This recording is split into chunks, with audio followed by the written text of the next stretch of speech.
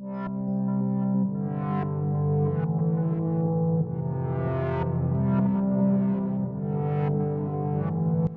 okay, so gotta be careful not to bump my tripod here, but anyway, I'm having some problems with my old video camera, so I'm using my iPhone for this second video. So I intended to record the making of the color version of this painting, this little piece that was made from imagination, fed by memory and experiences I've spoken with you about in the earlier video.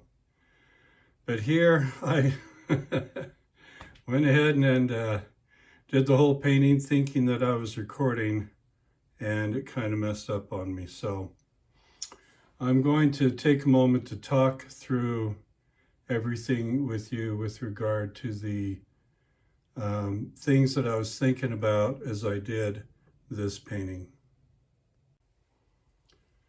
So first of all, I put a burnt umber wash over the entire surface, and then I lifted out with a brush that had a little bit of turpentine on it, and I applied paint with a loaded brush to add to and subtract from the image in order to build the lights and darks. Basically, I was drawing and just taking care of light and shadow.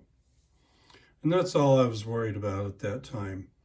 So then after that, I could take the undertone and turn it in to the local color. Now, one of the beauties of this process for me is, for example, right in here, right over in here, and even a little bit down in here in these spaces. There's all kinds of that. There are all kinds of that undertone coming through, and it's an integral part of the painting, and it kind of creates this glowing effect that I think is very beautiful. So that's one aspect of the of what I was trying to accomplish with this piece. As I was working from imagination, I was worried about, or maybe worried isn't the word, right word choice.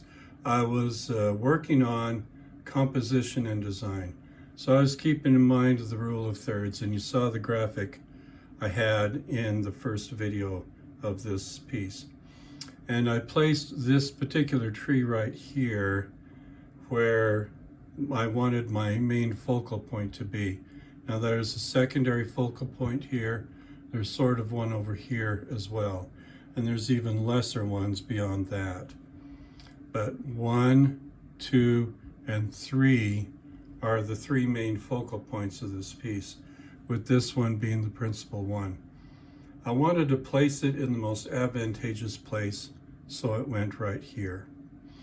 And then these horizontals separated the foreground field from the middle ground trees into the middle distant ground elements of the painting, and then the sky itself. Now, being that I'm an artist from Utah, the thing that's missing here is some distant mountains and ridge lines, but I think for now what I did with this is pretty good, so I'm happy with what I have. And that's pretty much the guts of what I was trying to accomplish here.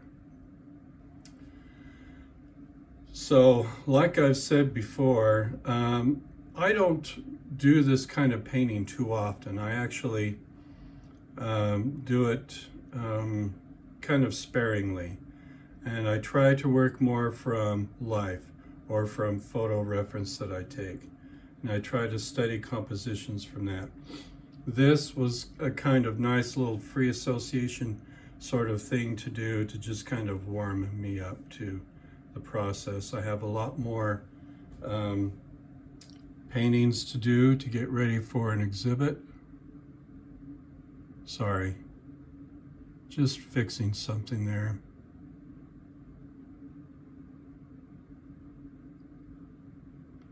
I don't know if that fixed it. I don't know. I've got to be careful with what I've got going right here. But anyway, This will be tweaked a little bit, but it's pretty much there. And so the actual size is 7 inches high by 15 inches wide, and the overall size is 8 inches by 16 inches. I cut this little 1/4 inch deep rabbet into the edge of it, and I painted it. As you can see, it's very reflective right here. And what that does is it allows me to set it within a frame where the lip of the frame will overlap the painting by a little bit, and then this will still be seen through here. And it just really sets off the painting nicely. And that way the viewer can see the painting all the way from edge to edge, and that's why I like to do that. All right, well, I don't know of much more that I can share at this point with this about this painting. Sorry I couldn't let you see the painting process, but hopefully this is a nice consolation. Thanks for watching. Take care.